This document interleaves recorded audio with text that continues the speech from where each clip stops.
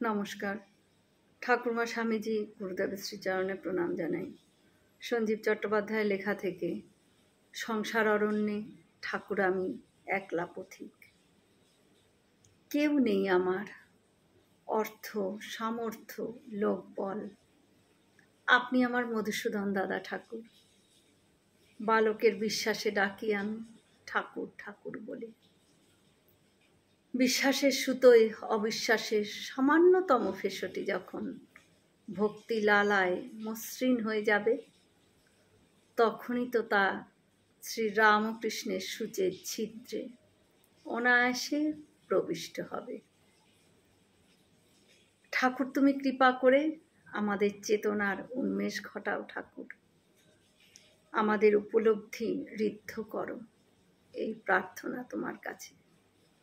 কিছু আমি চাইব না ঠাকুর, তুমি যা দেবে সেটাই আমি মনে করে নেব আমার প্রাপ্য। কেননা কোনটা শ্রেয় আর কোনটা প্রেয় তা আমি জানি না ঠাকুর। কি চাইতে কি চাইব, শুধু একটাই চাইব ঠাকুর, তোমার প্রতি আমার বিশ্বাস, বিশ্বাস যেন না টলে যায় আমার। আর একটা দানই আমি সকাতরে চাইব, কৃপা। নিরন্তর আমার এই প্রার্থনা ঠাকুর, কৃপা কণিকা। এ সংসারে ডরিকারে রাজা যার মা মহেশ্বরী, আনন্দে আনন্দময়ীর খাস তালুকে বসত করি। রাজা যার ঠাকুর শ্রীরামকৃষ্ণ, তার আবার কিসের ডর? রাজার ছেলের মাসোহারার অভাব হয় না কখনো। মা যার আনন্দময়ী, সে কি নিরানন্দে থাকে কখনো? শ্রীরামকৃষ্ণের সন্তান আমি, আমার দিন ঠিক চলে যাবে। প্রলোভন আমি জয় করতে পারবো। ঠাকুর আপনি বলেছিলেন সংসারে থাকবি পাকাল মাছের মতো।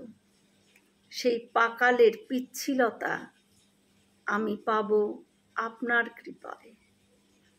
আপনি বলেছিলেন হনুমান হতে, মহাবীর বুক ফেরে দেখালেন রাম সীতাকে। আমার নিষ্ঠায় আমার বুকেও যেন ঠাকুর আর শ্রীমায়ের আসন পাকা হয়। বিশ্বাসটা যেন আমার বালকের মতো হতে পারে।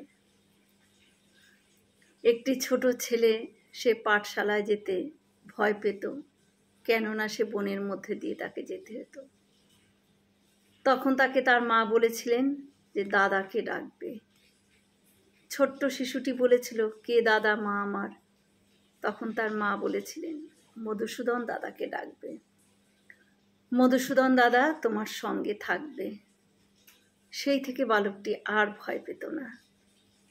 ঠিক তেমনই সেই ছোট বালকের ন্যায় আমাদের বিশ্বাসও যেন অটুট থাকে, পাকা থাকে।